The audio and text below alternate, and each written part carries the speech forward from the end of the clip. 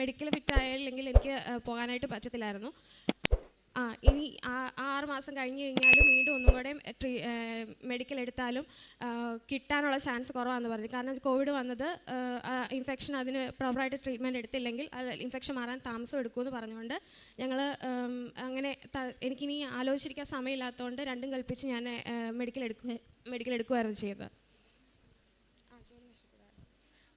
എനിക്ക് മെഡിക്കൽ എടുത്ത് ഫിറ്റ് ആയില്ലായിരുന്നെങ്കിൽ എനിക്ക് ആ ജോലി തന്നെ നഷ്ടപ്പെടുമായിരുന്നു. അതായത് ഗവൺമെൻറ്റിൻ്റെ ജോലി, സൗദി ഗവൺമെൻറ്റിൻ്റെ ജോലി അങ്ങനെ ആർക്കും അങ്ങനെ എളുപ്പത്തിൽ കിട്ടത്തൊന്നുമില്ലായിരുന്നു. അപ്പം ഒത്തിരി അങ്ങനെ മാതാവിൻ്റെ അത്ഭുതമാണ്, അനുഗ്രഹമാണ് അതെനിക്ക് നഷ്ടപ്പെട്ടു പോയിരുന്നെങ്കിൽ പിന്നീട് എനിക്ക് അത്രയും ഗ്യാപ്പ് വന്നിട്ട് പിന്നെ എനിക്ക് ഒരിടത്തും ജോലി കിട്ടാൻ ഉള്ള സാധ്യതയില്ലായിരുന്നു. മാതാവിന് 1000 നന്ദി.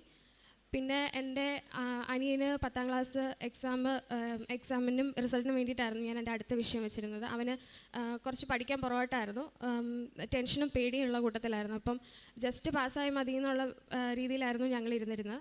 അങ്ങനെ ഓരോ ദിവസം എക്സാമിന് ഇതേപോലെ വിശ്വാസ പ്രമാണം ചൊല്ലി ഉടമ്പടി തൈലം കുരിശടയാളം വരച്ച് അവനെ എന്നും പറഞ്ഞു വിടുമായിരുന്നു. അപ്പോൾ ഓരോ ദിവസം എക്സാം എഴുതാൻ പോയിട്ട് തിരിച്ചു വരുമ്പം എങ്ങനെയാണെന്നറിയത്തില്ല, എന്തൊക്കെയോ എഴുതിയിട്ട് വരുന്നുണ്ട്, വലിയ ടെൻഷനോ കാര്യങ്ങളോ ആയിട്ടൊന്നും അവൻ പറയുന്നതായിട്ട് കേട്ടില്ല. അല്ലെങ്കിൽ എന്തെങ്കിലും പരീക്ഷ വരുമ്പോൾ ഭയങ്കര ടെൻഷനും, ഒന്നും എഴുതിയിട്ടില്ല, ഒരു കോൺഫിഡൻസ് കുറവായിരുന്നു. പക്ഷേ ഇതുപോലെ ഉടമ്പടി തൈലവും വിശ്വാസ പ്രമാണവും ഒക്കെ ചൊല്ലിയിട്ട് എല്ലാ ദിവസവും എക്സാമിന് പോയപ്പോൾ ആരോ പിടിച്ചെഴുതുന്ന എന്തൊക്കെയോ ആരോ പറഞ്ഞു തരുന്ന പോലെ തോന്നി എന്നൊക്കെ പറഞ്ഞു എല്ലാ ദിവസവും എക്സാം കഴിഞ്ഞ് വന്നു. അങ്ങനെ റിസൾട്ട് വന്ന സമയത്ത് ഞങ്ങൾ ജസ്റ്റ് പാസ്സാവുള്ളൂ എന്ന് മാത്രമേ വിചാരിച്ചുള്ളൂ. പക്ഷേ റിസൾട്ട് വന്നപ്പോൾ അവന് 82% മാർക്കുണ്ടായിരുന്നു. എങ്ങനെയാണ് കിട്ടിയതെന്നൊന്നും അറിയത്തില്ല എന്നൊക്കെ അനിയൻ പറഞ്ഞു. ഞാൻ എങ്ങനെയാണെന്നൊന്നും അറിയത്തില്ല. അങ്ങനെയൊക്കെ പറഞ്ഞു കഴിഞ്ഞപ്പം ഞങ്ങൾക്ക് ഉറച്ച വിശ്വാസം ഉണ്ടായിരുന്നു മാതാവ് അത് ഉടമ്പടി എടുത്തതിന് ശേഷമാണ് ഈ അത്ഭുതങ്ങളെല്ലാം മാതാവ് എനിക്ക് തന്നത്.